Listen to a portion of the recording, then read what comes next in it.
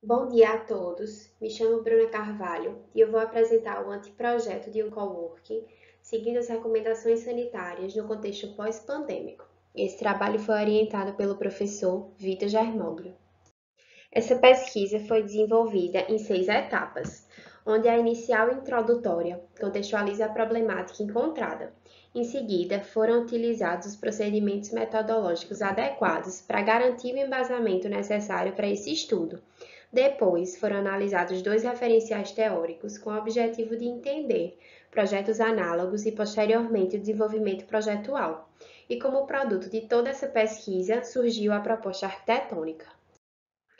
À medida que a pandemia global do Covid-19 começou a desacelerar o mundo, várias foram as implicações em todas as esferas da sociedade, em virtude do isolamento social, principalmente no âmbito econômico. Segundo o IBGE, a taxa de desemprego atingiu aproximadamente 13 milhões de pessoas.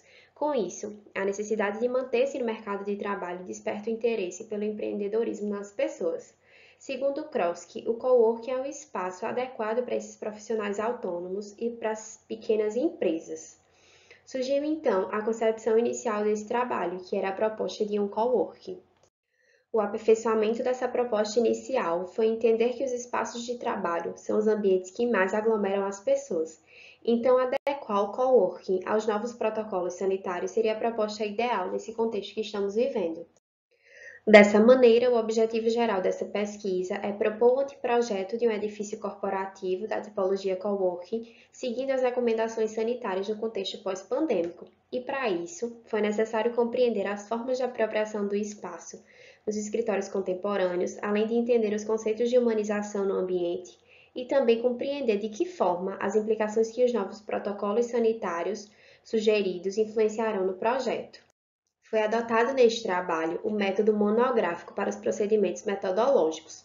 A primeira etapa desse estudo foi a busca por conhecimento aprofundado em artigos, monografias e teses com temas semelhantes ao dessa proposta. Depois, a pesquisa de campo e observação serviu para a coleta de dados tangíveis e intangíveis de comportamento espacial do terreno. Em seguida, houve a análise de projetos semelhantes que facilita a compreensão de problemas parecidos, assim como entender a tomada de decisões. O estudo das normas também foi um passo importante que trouxe subsídio técnico e legal para a proposta, e como resultado dessa pesquisa, houve a produção projetual com base no conhecimento adquirido. A fundamentação teórica foi responsável pela abordagem de 3 subtemas relacionados a essa proposta. O primeiro discorre sobre a importância da variedade de tipologias de layout nessa modalidade de edificação, que é o coworking. O segundo explana sobre a importância de promover um ambiente que estimule o bem-estar nos usuários, através das escolhas projetuais.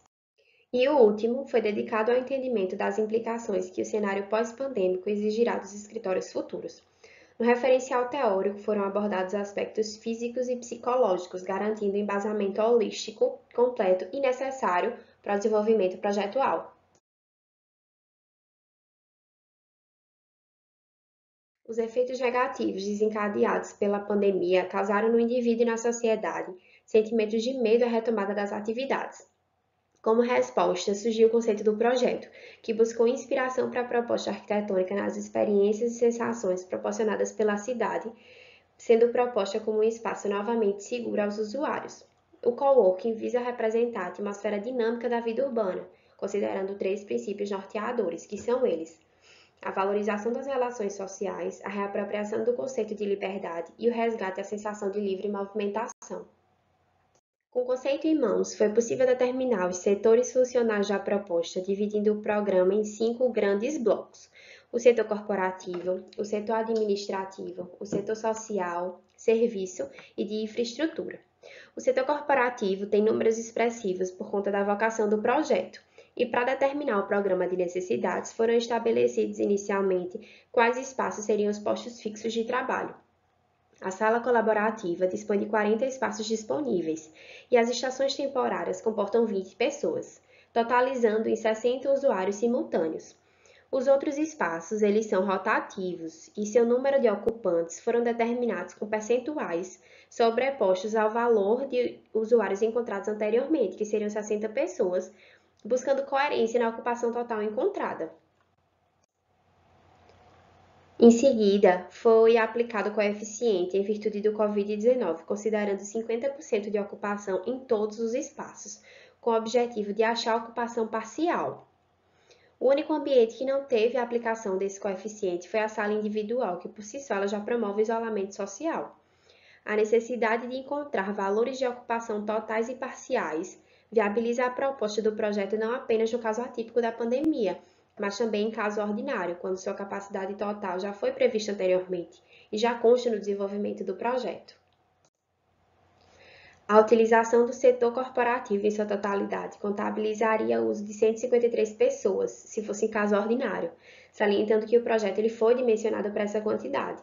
Entretanto, com a aplicação do coeficiente do Covid, a ocupação atual é de 80 pessoas do setor corporativo.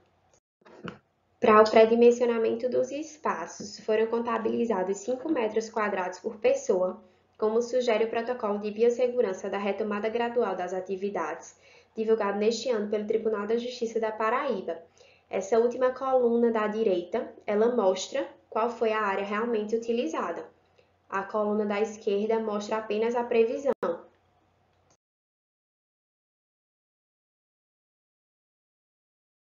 Com o conceito do projeto e o pré-dimensionamento definidos, foi possível determinar diretrizes para a escolha do lote.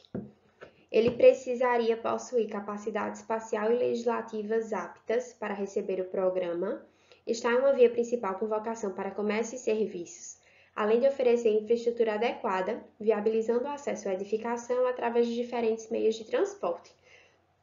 Foi escolhido então um lote localizado na Avenida Epitácio Pessoa, no município de João Pessoa, Paraíba. O Código de Urbanismo, ele traz as atribuições dessa zona, que é a Zona Axial Epitácio Pessoa, ZA1.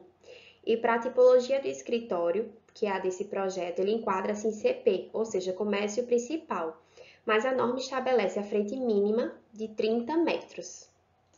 O lote encontrado inicialmente foi o lote A do mapa de situação atual, mas ele possui 20,08 metros de frente, sendo insuficiente pela norma. A solução foi propor a unificação do lote adjacente, chamado de lote B, com 10,30 metros de frente. E o novo lote proposto, dada a unificação do lote A com o lote B, atinge a frente mínima de 30,38 metros, ultrapassando 30 metros, que seria o valor mínimo necessário pelo Código de Urbanismo, obtendo então embasamento legal para dar continuidade à proposta. O lote B ele foi necessário apenas para atingir a medida mínima exigida em norma e, por esse motivo, uma das decisões projetuais é intervir o mínimo possível nesse lote.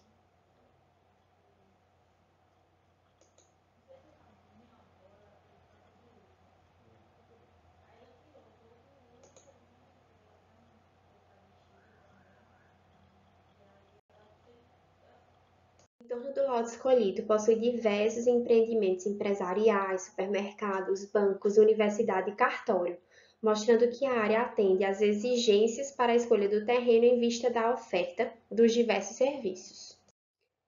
Existem dois acessos ao terreno, sendo um deles por uma avenida coletora, que significa que ela possui menor tráfego, que é a Avenida Rio Grande do Sul, está localizada a norte, e o outro acesso a sul, pela Avenida Epitácio Pessoa, é considerada uma via arterial, que oferta uma faixa central para automóveis e uma faixa exclusiva para ônibus, viabilizando o acesso ao empreendimento. A topografia com declive de aproximadamente 2 metros entre suas duas frentes é um aspecto importante para determinar os acessos já propostos. Com relação às condições climáticas, os ventos da cidade de João Pessoa são em pequenas parcelas pelo sul, mas com predominância pelo sudeste. Com relação à orientação solar, o lote recebe a maior insolação na fachada oeste, que é onde o sol se põe, sendo uma fachada que precisa de um tratamento especial por conta da incidência solar direta nessa face. A análise desses dados climáticos é de suma importância para promover a salubridade dos espaços, como orientam os novos protocolos sanitários.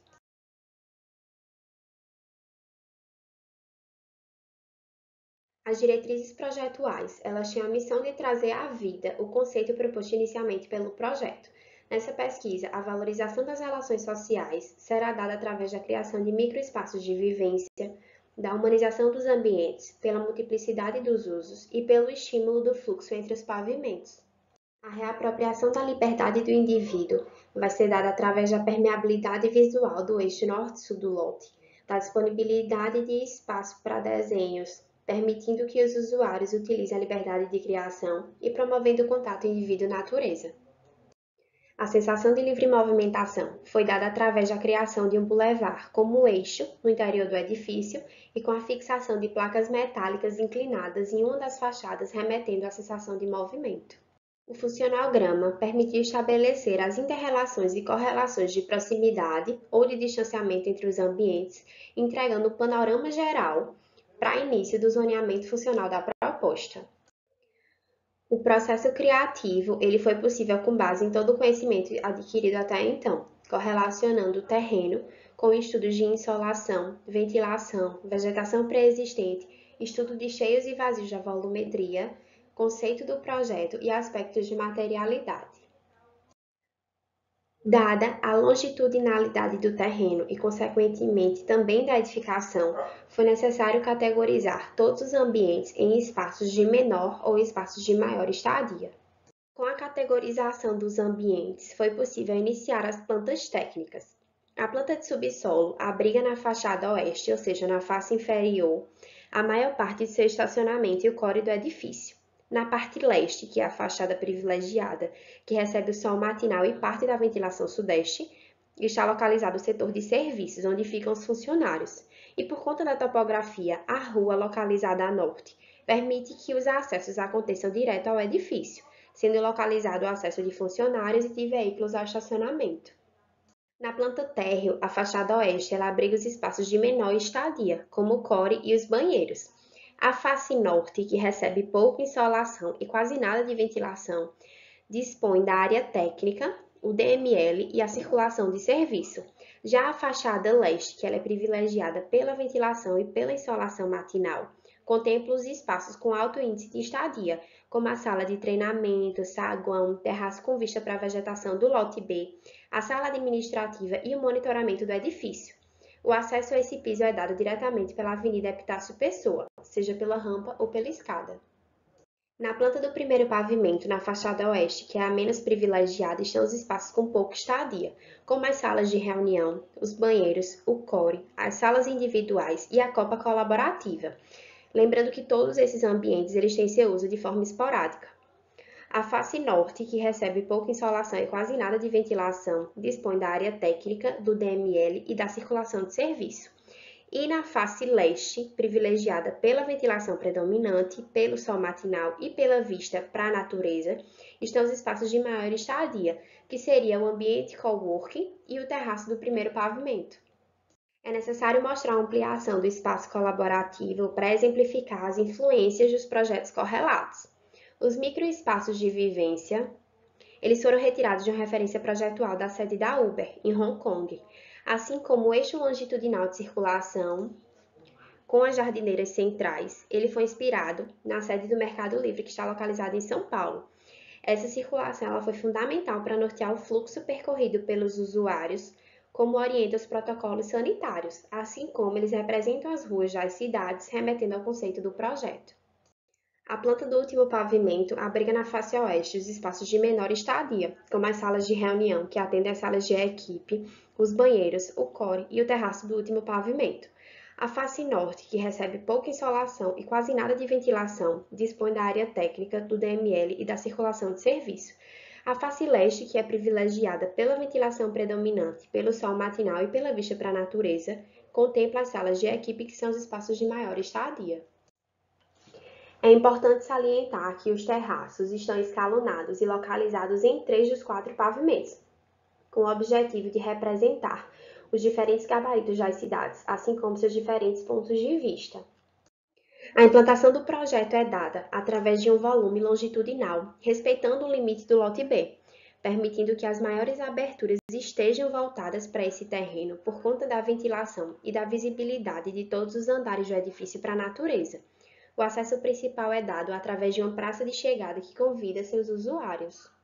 A topografia do projeto garante a ambas as fachadas do edifício, seja ela norte ou seja ela a fachada sul, que elas tenham o acesso imediato para a rua.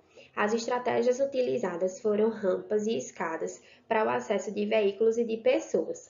O nível do edifício está elevado em 45 centímetros do piso, se comparado ao nível mais baixo, que seria pela Avenida Rio Grande do Sul, evitando a infiltração das águas pluviais à edificação. A fachada oeste requer mais cuidado que a G+, por conta da incidência direta do sol poente. A solução foi criar uma fachada dupla para reter maior parte dessa insolação, mas que fosse deslocada do edifício, permitindo que a ventilação pudesse percorrer, resfriando essa face da edificação. Outra estratégia foi a ventilação cruzada em todos os pavimentos, incluindo o subsolo, promovendo a salubridade em todos os ambientes e espaços do projeto. Os novos protocolos sanitários, eles orientam que a ventilação seja o mais natural possível, evitando assim a proliferação de bactérias. Mas mesmo assim, pensando no futuro, foram alocados em todos os andares áreas técnicas, já visando a pré-instalação disponível da rede frigorígena quando for necessário o uso da ventilação artificial, através de ar-condicionado.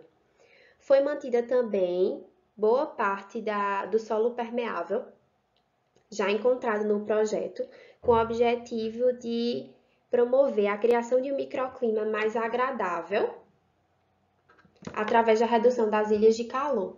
A clausura é uma das implicações da pandemia no projeto. Ela é responsável pela desinfecção individual dos usuários, servindo como a barreira espacial de higienização entre o espaço infectado e o espaço desinfectado. As clausuras estão localizadas em pontos estratégicos do projeto. Estão locadas imediatamente após o acesso de serviço, após o acesso principal e antes da entrada dos elevadores, obrigando a todos que transitem pelo edifício a se desinfectarem.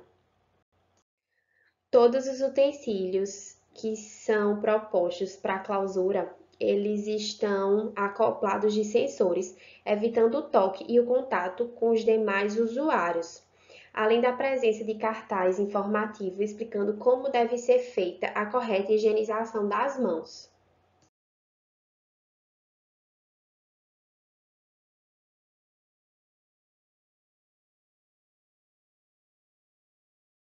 Essa imagem ela representa a proposta do espaço de trabalho colaborativo, exemplificando todos os conceitos que foram abordados até aqui, como a humanização do ambiente, com o uso de vegetação no espaço, tons de azul que remetem à tranquilidade, a liberdade do indivíduo com grafite e a diferenciação de piso, setorizando o agenciamento interno, hora de circulação e hora de espaço de trabalho. E as implicações com relação ao Covid estão na disposição das estações de álcool em gel, nos cartazes informativos, nas setas de direcionamento no piso e nas divisórias transparentes dos mobiliários, protegendo todos os seus usuários. Essa imagem representa a generosa circulação que existe entre as estações de trabalho, assim como orientam os órgãos competentes em virtude do distanciamento social por conta do Covid-19. A representação do microespaço de vivência entre as estações de trabalho remete à humanização dos espaços, além de promover a convivência com distanciamento seguro indicado pelos protocolos de segurança.